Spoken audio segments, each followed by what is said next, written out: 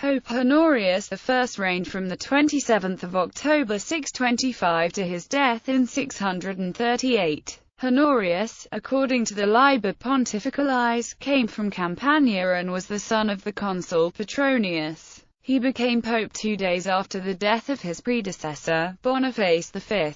The festival of the Elevation of the Cross is said to have been instituted during the pontificate of Honorius, which was marked also by considerable missionary enterprise. Much of this was centered on England, especially Wessex. He also succeeded in bringing the Irish Easter celebrations in line with the rest of the Catholic Church. Although Honorius never issued a dogmatic decree in regard to the controversy of Christ's wills, he favored monothelitism. He supported a formula proposed by the Byzantine Emperor Heraclius with the design of bringing about a reconciliation between monothelites and the rest of the Catholic Church.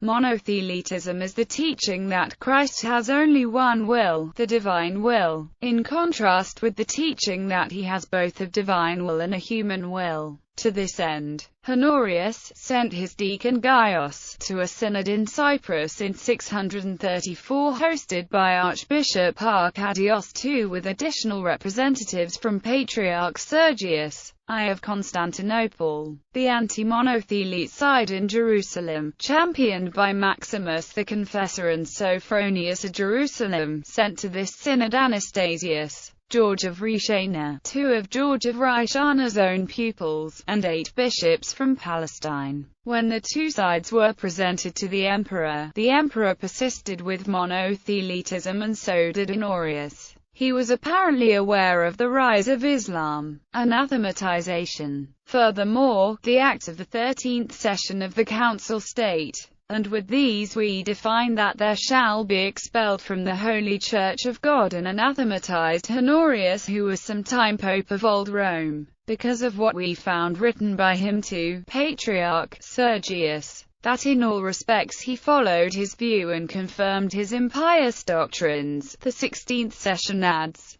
to Theodore of Faran, the heretic, anathema; to Sergius, the heretic, anathema; to Cyrus, the heretic, anathema; to Honorius, the heretic, anathema; to Pyrrhus, the heretic, anathema. This condemnation was subsequently confirmed by Leo II in the form, and also Honorius, who did not attempt to sanctify this apostolic church with the teaching of apostolic tradition, but by profane treachery permitted its purity to be polluted. The New Catholic Encyclopedia notes, it is in this sense of guilty negligence that the papacy ratified the condemnation of Honorius, that is, the papacy condemned Honorius not for teaching a heresy ex cathedra, but for negligently permitting heretical positions to stand alongside orthodox ones. This anathema against Honorius was later one of the main arguments against papal infallibility in the discussions surrounding the First Vatican Council of 1870, where the episode was not ultimately regarded as contrary to the proposed dogma. This was because Honorius was not considered by the supporters of infallibility to be speaking ex cathedra in the letters in question, and he was alleged to have never been condemned as a monothelite, nor, asserted the proponents of infallibility, was he condemned for teaching heresy, but rather for gross negligence and OLAX leadership at a time when his letters and guidance were in a position to quash the heresy at its roots. Historian Yaroslav Pelikan notes,